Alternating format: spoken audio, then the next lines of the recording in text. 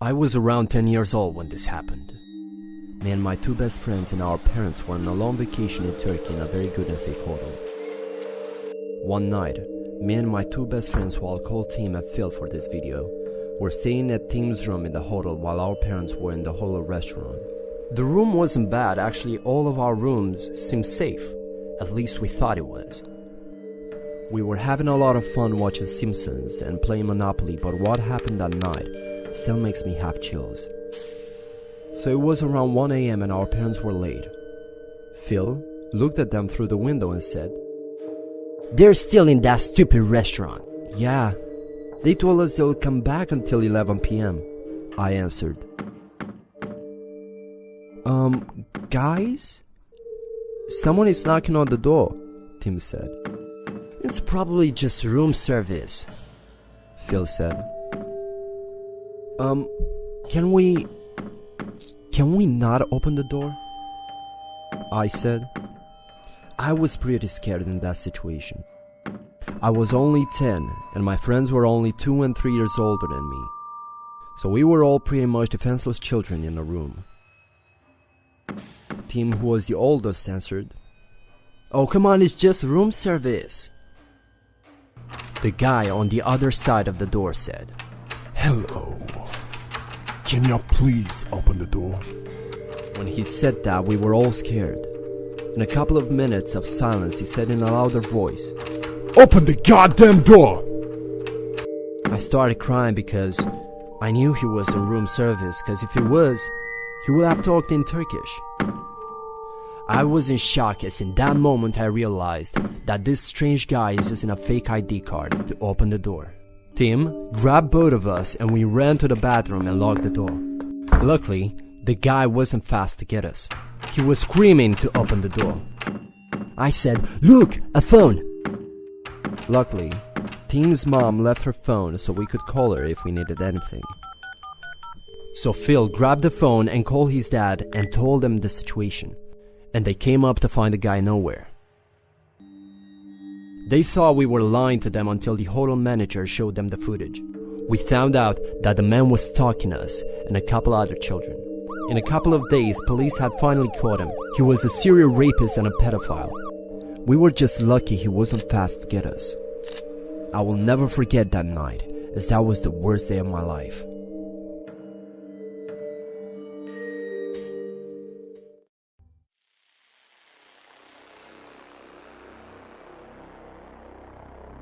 When I was 15, my mother went out shopping and left me in charge of the house. It was starting to get dark and I realized my little brother was nowhere to be found. I asked my sister if she knew where he was and she said he had gone to the park around the corner to kick his soccer ball around. I told her to watch the house while I was gone and ran off to the direction of the park. When I got there, I was surprised to find the park completely empty. I called out my brother's name, but there was no answer. I started to get worried, and all of a sudden I heard a faint muffled noise coming from my left. I turned just in time to see a tall figure disappearing behind a large fence. I sprinted as fast as I could. When I came around to the other side of the fence, I saw something that almost made me choke in horror. My little brother was being dragged down the alleyway by a tall man. I flew into a rage and tears of anger streamed down my face. I ran at him and he must have heard me coming because he turned around to face me and he dropped my younger brother. The tall man tried to grab me, but I was running at him so fast that when I slammed into him, it knocked him off his feet. He swore and tried to get back up, but I just started stomping on his face. Without stopping to ask questions, I picked my brother up and ran as fast as I could back to our house. By this time, it was pitch black outside and my mother was home. She was frantic with worry, and when she saw the look on our face, she realized that something bad had happened. As I explained, my brother and I started crying, and my mom gave us both the biggest hug ever, and she cried with us. Eventually, the police were called, but this guy was never found.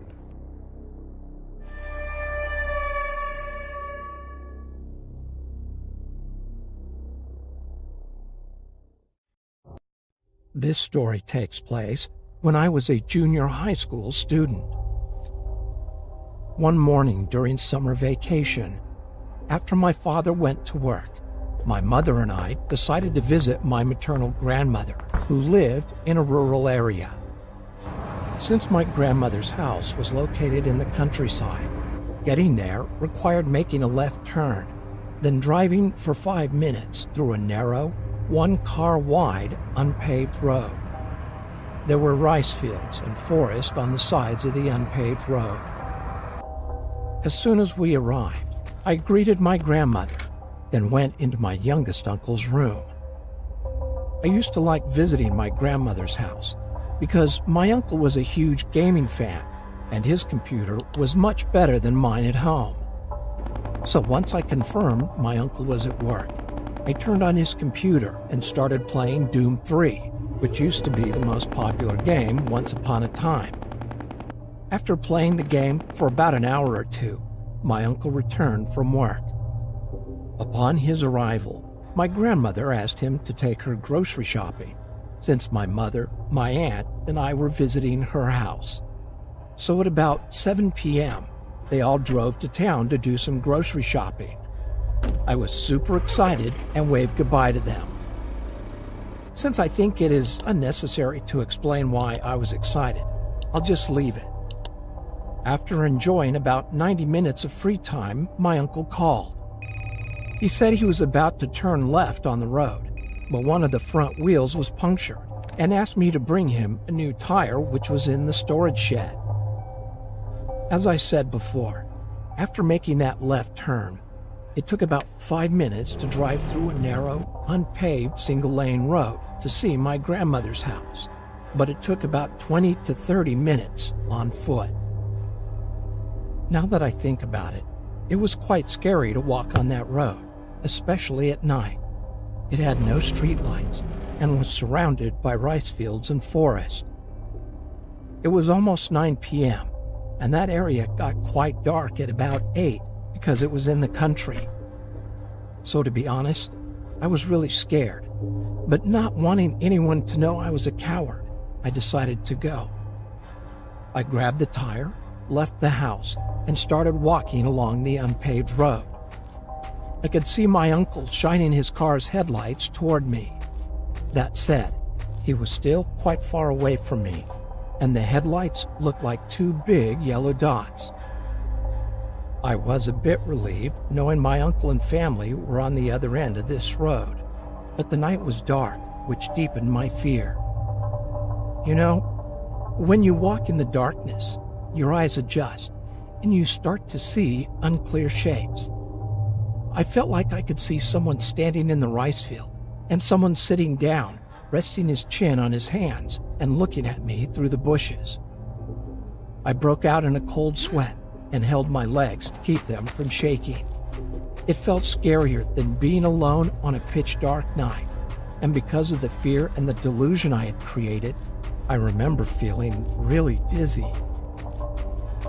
After walking for about 20 minutes, I looked towards my uncle's car and realized I was nearly there. Feeling happier, I rolled the tire faster. I rushed to hand over the tire to him as soon as possible, but saw something in front of me. I wasn't sure what it was because it was still a bit away from me, but it was something dark. Suddenly, I felt strange and slowed down. Since I wanted to determine what it was while still having some distance, I strained my head and neck trying to look carefully, but it was too dark. Although I was scared, I started to walk again, thinking, nothing is going to happen because I have my uncle and family about 300 meters away. But when I got closer to it, I stopped because it became clearly visible. It was an old woman squatting with her mouth open, looking at the rice fields. I could only see the side of her face, but my whole body shivered because her blank facial expression with her mouth open was now clearly visible in the darkness. Without realizing it, I walked really close to the old woman. For reasons I don't understand, walking by without saying anything seemed even scarier. So I started talking to her. With a frightened voice, I asked, "Excuse me, what are you doing here at night?"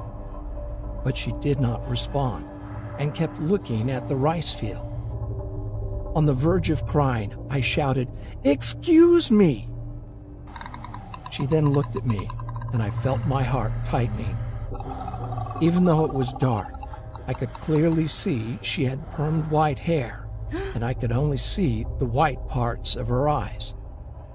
The scariest thing were the huge wrinkles and stains covering her face and her wide-open mouth. I felt strange, like I was going crazy while looking at her. I had eye contact, but was looking down while she was looking up at me. After a few moments of eye contact, she turned her body toward me. Oh my gosh, I thought she was sitting down, but realized she had no lower body. She only had a torso and head which was supported from the ground with 2 arms. A flood of thoughts crossed my mind, but I remember thinking, there is Satan right in front of me. I felt like she was going to run into me with her 2 arms if I didn't move, so I grabbed the tire in my arms and sprinted with my eyes closed tightly. Without remembering how long I'd been running, I suddenly felt relieved.